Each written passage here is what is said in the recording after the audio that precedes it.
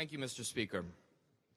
I stand in support of House Bill 2060, which will serve as a very important protection for victims of domestic violence.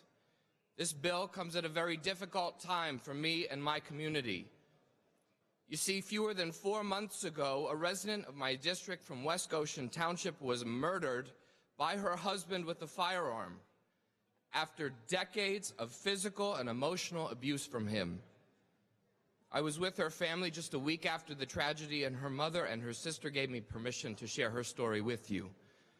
Stephanie Burtnett Williams suffered for years at the hands of her husband, Chuck. Chuck battered her. He would strangle her, leaving bruises on her neck.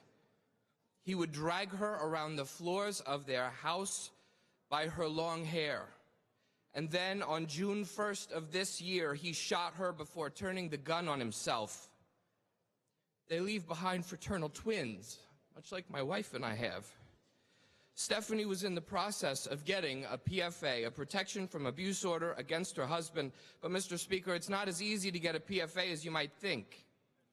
You see, to fill out the PFA form, she needed to either print it from a computer or leave the house to get one elsewhere.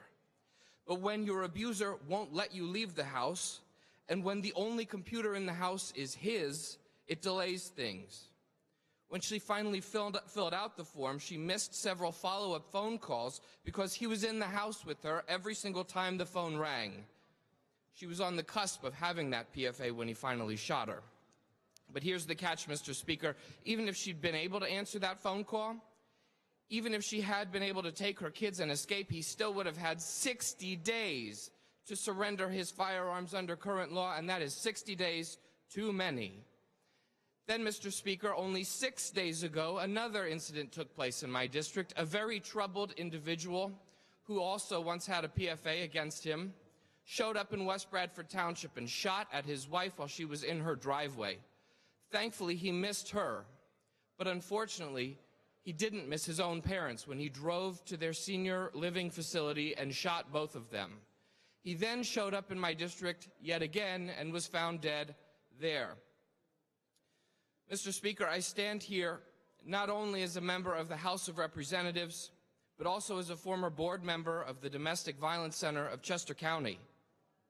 I'd like to tell you that these stories are rare, that they're each just a one-off, that they can't be helped with legislation, but that's not so. Domestic violence doesn't discriminate on your zip code. It doesn't care how much money you make. It doesn't discriminate based on your gender or your sexual orientation or your race. Domestic violence is everywhere. Intimate partner violence is in all parts of this Commonwealth, and the risk of a fatality when the abuser has access to a firearm skyrockets.